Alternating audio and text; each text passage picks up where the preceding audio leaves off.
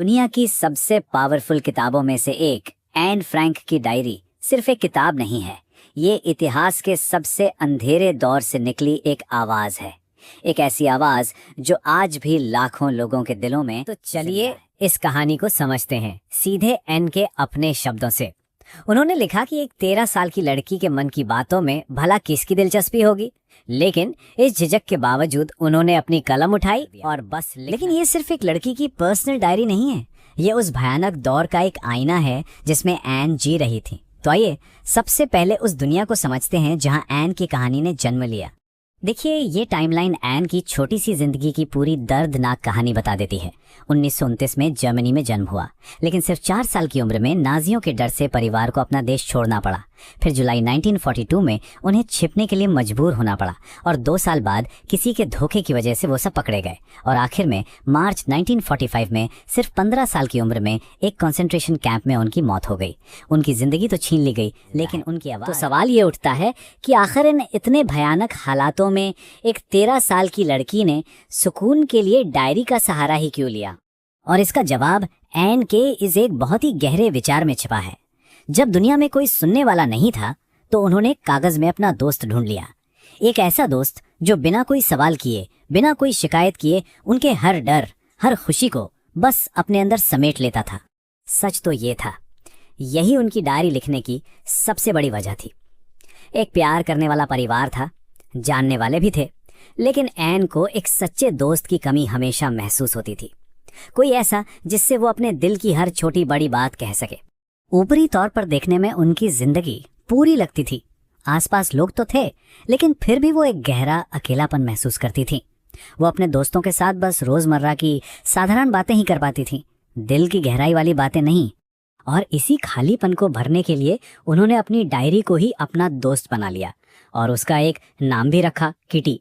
Kitty सिर्फ एक किताब नहीं थी, वो एक भरोसेमंद साथी थी जिसे एन ने खुद अपनी डायरी। सिर्फ एन के डर और अकेलेपन की कहानी नहीं है, ये उनके जिंदा दिल और हाजिर जवाब स्वभाव का भी सबूत है। चलिए उनकी डायरी से एक ऐसा ही मजेदार किस्सा सुनते हैं जो उनकी शख्सियत के एक और पहलू से हमें मिलाएगा। तो ये किस्सा उस समय का है जब एन स्कूल जाया करती थी, मतलब छिपने से पहले का। उनके मैथ्स के एक टीचर थे मिस्टर केसिंग, जो अपने सख्त मिजाज के लिए जाने जाते थे। अब प्रॉब्लम बहुत सिंपल थी, एन क्लास में बहुत ज्यादा बातें करती थी और मिस्टर कीसिंग को ये बात बिल्कुल भी पसंद नहीं थी।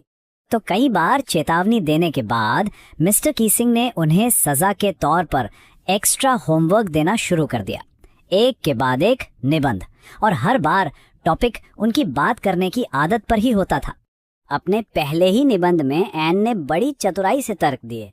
उन्होंने लिखा कि बात करना तो स्टूडेंट्स की आदत होती है, हाँ वो इसे काबू में रखने की पूरी कोशिश करेंगी, लेकिन ये उन्हें अपनी माँ से विरासत में मिली आदत है, तो इसे पूरी तरह खत्म तो नहीं किया जा सकता। ये पढ़कर मिस्टर कीसिंग भी हंस पड़े। लेकिन जब उन्हें तीसरा और भी ज्यादा मजेदार टाइटल मिला तो एन ने फैसला किया कि बस अब इस मजाक का रुख मिस्टर कीसिंग की तरफ ही मोड़ा जाएगा। उन्होंने अपनी एक दोस्त की मदद ली जो कविता लिखने में अच्छी थी, और फिर निबंध की जगह एक ऐसी व्यंग्यात्मक कविता लिखी जो मिस्टर कीसिंग के लिए करारा जवाब थी। और इसका नतीजा शानदार। मिस्टर कीसिंग ने इस मजाक को सही तरह से लिया।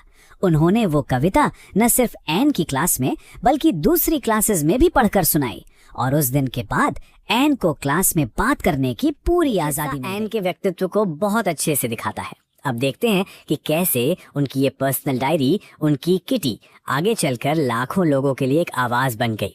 सोचिए जरा, आज तक एन फ्रैंक की डायरी की 3 करोड़ से भी ज्यादा प्रतियां बिक चुकी हैं। ये नंबर उनके शब्दों के गहरे और कभी ना खत्म होने वाले असर को दिखाता है। ये डायरी असल में एक अनोखा ऐतिहासिक दस्तावेज है। उनके पिता ऑटो फ्रैंक, जो उस समूह के अकेले जिंदा बचे थे, उन्होंने इसे दुनिया के सामने लाने का फैसला किया और तब से ये दुनिया की सबसे प्रसिद्ध किताबों में से एक बन गई है।